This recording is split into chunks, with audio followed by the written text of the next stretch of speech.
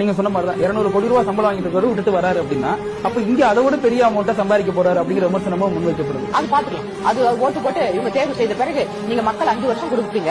50 வருஷமா நீங்க கொடுத்து ஊழல் ஆட்சி வச்சிருக்கீங்க. ஒரு 5 வருஷம் அவருக்கு கொடுத்து பார்ப்போம். அவர் ஊழல் பண்ணாருன்னா அவர் தூக்கி எடுக்கிறதுக்கு உங்களுக்கு தான் வந்து ஓட்டு உரிமை இருக்குது.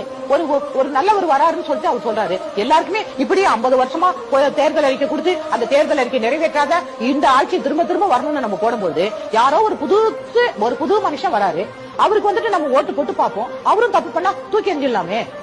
2 திராவிட கட்சிகளும் ஜெயிலுக்கு போன கட்சி.